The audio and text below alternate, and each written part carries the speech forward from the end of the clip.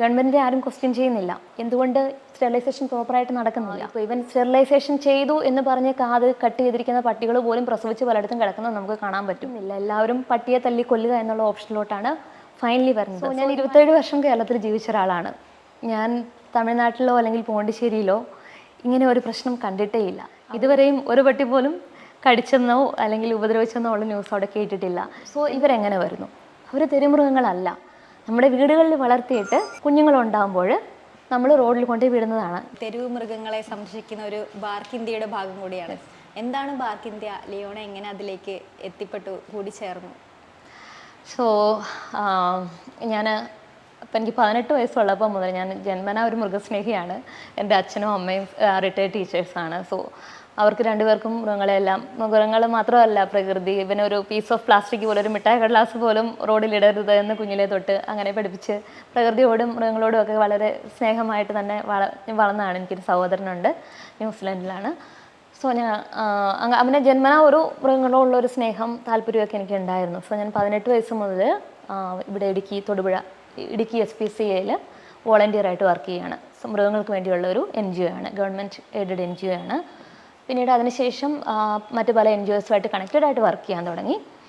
ഞാൻ through out എൻ്റെ ലൈഫിൽ പഠിക്കുന്ന സമയത്താണെങ്കിലും ജോലി ചെയ്ത സമയത്താണെങ്കിലും എപ്പോഴും എല്ലാത്തിൻ്റെ ഒരു ഭാഗമായിട്ട് അനിമൽസ് എന്ന് പറയുന്നത് ജീവിതത്തിൻ്റെ ഒരു ഭാഗം തന്നെയായിരുന്നു. അനിമൽ റെസ്ക്യൂ ചെയ്യുക, അനിമൽസിനെ ഹെൽപ്പ് ചെയ്യുക, അങ്ങനത്തെ താല്പര്യം എപ്പോഴും ഉണ്ടായിരുന്നു. എൻ്റെ ഭർത്താവ് സോളരാജൻ, ഞങ്ങൾ അനിമൽ വെൽഫെയർ വഴി കണ്ടുമുട്ടിയവരാണ്. സോ അദ്ദേഹവും തിരുവനന്തപുരത്ത് ഒരു people four animals NGO run ചെയ്യുന്ന സമയമായിരുന്നു. സോ അങ്ങനെ അപ്പോൾ ഞങ്ങളുടെ രണ്ടുപേരുടെയും ഒരു ഡ്രീമായിരുന്നു സ്വന്തമായിട്ട് ഒരു ആനിമൽ വെൽഫെയർ ഓർഗനൈസേഷൻ തുടങ്ങുക എന്നുള്ളത്. സോ അങ്ങനെ ഞങ്ങളുടെ ഒരു മ്യൂച്വൽ ഡിസിഷനിലാണ് ഞങ്ങൾ പോണ്ടിച്ചേരി, ഇപ്പോൾ അദ്ദേഹം പിന്നീട് പോണ്ടിച്ചേരിയിലോട്ട് പോവുകയും അവിടെ ഒരു ആക്സിഡൻ്റലി ഒരു ഡോഗിനെ റെസ്ക്യൂ ചെയ്തു. എന്നിട്ട് അതിനെ സേവ് ചെയ്യാനായിട്ട് പറ്റിയില്ല. കാരണം അന്ന് ഈ പറയുന്നൊരു ഫെസിലിറ്റി ഉള്ളൊരു സ്ഥലം നമുക്ക് അഡ്മിറ്റ് ചെയ്തതിനെ ട്രീറ്റ് ചെയ്യാനുള്ളൊരു സ്ഥലം ഉണ്ടായിരുന്നില്ല. അവർ കുറേ പരിശ്രമിച്ചെങ്കിലും ആ പട്ടി മരിച്ചു പോവുകയാണ് ചെയ്തത്. സോ അതിനുശേഷം അപ്പോൾ ഇവിടെ ഒന്ന് തുടങ്ങാം എന്നുള്ളൊരു ഐഡിയയിലോട്ട് വരികയും അങ്ങനെ ഞങ്ങളുടെ ഒരു മ്യൂച്വൽ എഫേർട്ടായിട്ട് ഞങ്ങളുടെ ഒരു ഡ്രീം കം ട്രൂ ആയിരുന്നു.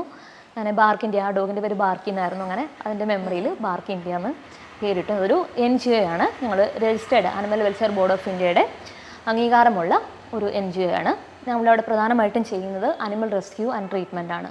അതായത് തെരുവിലുള്ള മൃഗങ്ങൾ, അവർക്ക് ഇപ്പം നമുക്ക് മനുഷ്യനൊരു അസുഖം വന്നാൽ ഹോസ്പിറ്റലിൽ പോകാം, അല്ലെങ്കിൽ ആരോടെങ്കിലും ഹെൽപ്പ് ചോദിക്കാം. മൃഗങ്ങൾ, പ്രത്യേകിച്ച് തെരുവ് മൃഗങ്ങൾ ഏറ്റവും അധികം നെഗ്ലക്റ്റ് ഏറ്റുവാങ്ങുകയും മനുഷ്യരുടെ അബ്യൂസ് എല്ലാ രീതിയിലും അബ്യൂസ്ഡ് ആവുന്ന, അല്ലെങ്കിൽ സഹായിക്കാൻ ആരുമില്ലാത്തെന്ന സഹായിക്കപ്പെടാൻ ഏറ്റവും അർഹതയുള്ള മൃഗങ്ങൾ.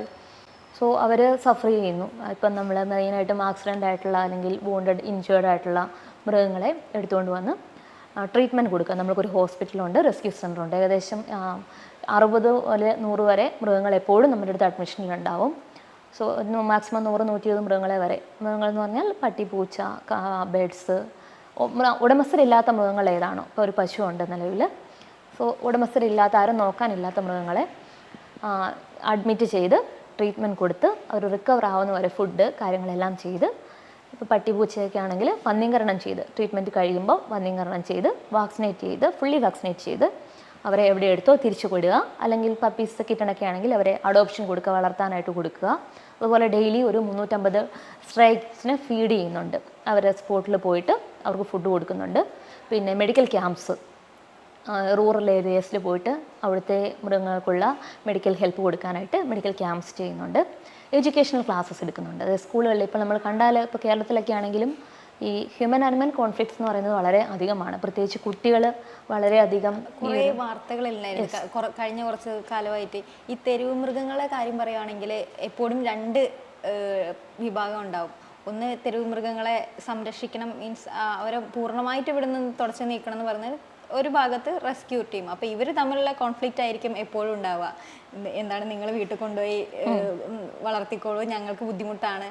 ഈ എപ്പോഴും ഇത് വാർത്തയാവുന്നത് കുട്ടികളെ ആക്രമിക്കുമ്പോഴാണ്. അപ്പോൾ എങ്ങനെയാണ് ഈ ഒരു കോൺഫ്ലിക്റ്റിൻ്റെ ഇടയ്ക്ക് ഈ റെസ്ക്യൂ കണ്ടിന്യൂ ചെയ്യുന്നത്? സോ ഈ റെസ്ക്യൂവേഴ്സും അല്ലാത്തവരും തമ്മിലുള്ള പ്രശ്നം എന്നാക്കാൻ കൂടുതലൊരു ഹ്യൂമൻ ആനിമൽ കോൺഫ്ലിക്റ്റ് ആണ്. സോ ഞാൻ 27 വർഷം കേരളത്തിൽ ജീവിച്ച ഒരാളാണ്. ഞാൻ തമിഴ്നാട്ടിലോ അല്ലെങ്കിൽ പോണ്ടിശ്ശേരിയിലോ ഇങ്ങനെ ഒരു പ്രശ്നം കണ്ടിട്ടേ ഇല്ല. അവിടെ ഈ പറയുന്നതിൻ്റെ കേരളത്തിലുള്ളതിൻ്റെ ഒരു 100 ഇരട്ടി ഡോഗ്സ് അവിടെയുണ്ട്. അവിടെ ഓരോ സ്ട്രീറ്റിലും ഒരു 10-15 ഡോഗ്സ് വെച്ചുണ്ടാവും. അവരൊരിക്കലും ഇതുവരെയും ഞാൻ 5 വർഷം അവിടെ സെറ്റിലായിട്ട് ഇതുവരെയും ഒരു പട്ടി പോലും കടിച്ചെന്നോ അല്ലെങ്കിൽ ഉപദ്രവിച്ചെന്നോ ഉള്ള ന്യൂസ് അവിടെ കേട്ടിട്ടില്ല. എന്തുകൊണ്ടാണെന്ന് വെച്ചാൽ നമ്മളുടെ അപ്രോച്ചസിൽ മാറ്റം വരുത്തേണ്ടതുണ്ട്. കേരളത്തിൽ തീർച്ചയായിട്ടും ഒത്തിരി പ്രശ്നങ്ങൾ ഉണ്ടാവുന്നുണ്ട്. വേസ്റ്റ് മാനേജ്മെന്റ് പോലും അതിനൊരു കാരണമാണ്. യെസ്. ഇപ്പം എല്ലാവരും നമ്മൾ പറയും നിങ്ങൾ വീട്ടിൽ കൊണ്ട് വളർത്തിക്കോളൂ, എത്ര എണ്ണത്തിന് നമുക്ക് വീട്ടിൽ കൊണ്ട് വളർത്താൻ പറ്റും. പിന്നെ അല്ലെങ്കിൽ നമ്മൾ ഇതിനെ കൊന്നു കളയുന്നു. പണ്ടൊക്കെ ഗവൺമെൻറ് ചെയ്തിരുന്നത് തെരുവുമൃഗങ്ങളെ കൊന്നു കളയാന്നുള്ളത്. പിന്നീട് 2004 ഡോഗ് റൂൾസ് വന്നപ്പോഴാണ് കൊല്ലാൻ പാടില്ല, വന്ധ്യംകരണം ചെയ്യണം എന്നുള്ള നിയമം വന്നത്. സോ ഇതിനകത്ത് പ്രാക്ടിക്കലായിട്ടുള്ള പ്രശ്നങ്ങൾ എല്ലാവരും നമ്മൾ തെരുവ് പട്ടി കടിച്ചു എല്ലാത്തിനെയും കൊല്ലണം എന്നതിന് പകരം ഗവൺമെൻറ്റിനോട് ആരും ചോദിക്കുന്നില്ല. ഗവൺമെൻറ്റിന് ഫണ്ടുണ്ട്. സോ ഇപ്പോൾ ഇവൻ സ്റ്റെറിലൈസേഷൻ ചെയ്തു എന്ന് പറഞ്ഞ് കാത് കട്ട് ചെയ്തിരിക്കുന്ന പട്ടികൾ പോലും പ്രസവിച്ച് പലയിടത്തും കിടക്കുന്നത് നമുക്ക് കാണാൻ പറ്റും. ഗവൺമെൻറ്റിനെ ആരും ക്വസ്റ്റ്യൻ ചെയ്യുന്നില്ല. എന്തുകൊണ്ട് സ്റ്റെറിലൈസേഷൻ പ്രോപ്പറായിട്ട് നടക്കുന്നില്ല? സോ ഈ ഫണ്ടെല്ലാം എവിടെ പോകുന്നു എന്നുള്ള കാര്യം ആരും ചോദിക്കുന്നില്ല. എല്ലാവരും പട്ടിയെ തല്ലി കൊല്ലുക എന്നുള്ള ഓപ്ഷനിലോട്ടാണ് ഫൈനലി വരുന്നത്. സോ ഇമാജിൻ, എല്ലാ പട്ടികളെയും നമ്മൾ ഇന്ന് തുടച്ച് നീക്കി ക്ലിയർ ചെയ്തു, ഒറ്റ തെരുവ് നായ്ക്കളും ഇല്ല. 10 ദിവസം കഴിയുമ്പോൾ 4 പപ്പികൾ പുതുതായിട്ട് റോഡിൽ വരുന്നു. സോ ഇവരെങ്ങനെ വരുന്നു? അവർ തെരുമൃഗങ്ങളല്ല. നമ്മുടെ വീടുകളിൽ വളർത്തിയിട്ട് വീടുകളിൽ വളർത്തുന്ന പട്ടികളെ വന്ധ്യംകരണം ചെയ്യാതെ കുഞ്ഞുങ്ങളുണ്ടാകുമ്പോൾ നമ്മൾ റോഡിൽ കൊണ്ടുപോയി വിടുന്നതാണ്. ഈ തെരുവിലുള്ള എല്ലാ മൃഗങ്ങളും അങ്ങനെ തന്നെ വരുന്നതാണ്. 100% സ്റ്റെറിലൈസേഷൻ തൊടുപുഴയിലെല്ലാം മുൻ വർഷങ്ങളിൽ 100% സ്റ്റെറിലൈസേഷൻ ചെയ്തിട്ടുള്ളതാണ്. എന്തുകൊണ്ട് ഈ പ്രോഗ്രാം സക്സസ്ഫുൾ ആകാതെ വരുന്നു? സോ കാരണം പ്രോപ്പറായിട്ട് ഈ പറയുന്ന രീതിയിലുള്ള മോണിറ്ററിങ് നടക്കുന്നില്ല എല്ലാ വീടുകളിലും. നമ്മൾ ABC ആണെങ്കിലും സ്റ്റെറിലൈസേഷൻ ആണെങ്കിലും ഫോക്കസ് ചെയ്യുന്നത് തെരുവുമൃഗങ്ങളെ മാത്രമാണ്. സോ അത് ഫോക്കസ് ചെയ്യാതെ നമ്മൾ വീട്ടിൽ വളർത്തുന്ന എല്ലാ മൃഗങ്ങളെയും നിർബന്ധമായിട്ടും വന്ധ്യംകരിച്ച് വാക്സിനേറ്റ് ചെയ്തിരിക്കണം എന്നുള്ള ഗവൺമെൻറ് റൂള് അല്ലെങ്കിൽ അങ്ങനത്തെ ആ രീതിയിലുള്ള ഒരു അപ്രോച്ച് നമുക്ക് തീർച്ചയായിട്ടും വന്നാൽ മാത്രമേ ഈ ഒരു പ്രശ്നത്തിന് നമുക്ക് പൂർണ്ണമായിട്ട് പരിഹാരം കാണാൻ പറ്റൂ. അല്ലെങ്കിൽ വീണ്ടും നമ്മളിന്ന് തെരുവിലുള്ള എല്ലാ പട്ടികളെയും അടിച്ചു കൊല്ലുന്നു, നാളെ പുതിയ പട്ടികൾ വരും, അതിനടുത്ത ദിവസം പുതിയത് വരും. സോ ഈ സർക്കിൾ ഇങ്ങനെ റിപ്പീറ്റ് ആയിക്കൊണ്ടേയിരിക്കും. ഒരിക്കലും നമ്മളുടെ അപ്രോച്ചസിൽ മാറ്റം വരുന്നില്ല. ഈ തമിഴ്നാട്ടിലെ പോണ്ടിച്ചേരിയിലൊക്കെ നമുക്ക് കാണാൻ പറ്റുന്ന കമ്മ്യൂണിറ്റി ഡോഗ് സിസ്റ്റം ഉണ്ട്. അതായത് ഇപ്പോൾ എൻ്റെ തെരുവിൽ ഒരു 10 ഡോഗ് ഉണ്ടെങ്കിൽ ഞാൻ അവരെ ഫീഡ് ചെയ്യുന്നു, ഞാൻ അവർക്ക് കുടിക്കാൻ വെള്ളം കൊടുക്കുന്നു, അവർക്ക് ഫുഡ് കൊടുക്കുന്നു, അവരെ സ്റ്റെറിലൈസേഷൻ ചെയ്യുന്നു, വാക്സിനേറ്റ് ചെയ്യുന്നു. They will be comfortable in that place. അവിടെ പിന്നീട് അവർക്ക് ഭക്ഷണത്തിന് പ്രശ്നം വരുന്നില്ല, അല്ലെങ്കിൽ ടെറിട്ടറി ഇഷ്യൂ വരുന്നില്ല. ഡോഗ്സ് പ്രശ്നങ്ങൾ ഉണ്ടാകുന്നത് അവർക്ക് ഫുഡ് കിട്ടാതെ വരുമ്പോൾ, ടെറിട്ടറി ഇഷ്യൂസ് ഉണ്ടാകുമ്പോൾ, അതുപോലെ സ്റ്റെറിലൈസേഷൻ റിലേറ്റഡ് ആയിട്ട് മീറ്റിംഗ് റിലേറ്റഡ് ആയിട്ടുള്ള ഇഷ്യൂസ് ഉണ്ടാകുമ്പോഴാണ് ഇത്തരത്തിലുള്ള ഡോഗ് ഫൈറ്റുകളും ഡോഗ്സ് അഗ്രസീവ് ആകുന്നതും. സോ അതിനുള്ള മെഷർമെൻ്റാണ് നമ്മൾ എടുക്കേണ്ടത്. അല്ല നമ്മൾ പട്ടികളെ തല്ലിക്കൊല്ലുക എന്ന് പറയുന്ന ഒരിക്കലും ഒരു സൊല്യൂഷൻ അല്ല.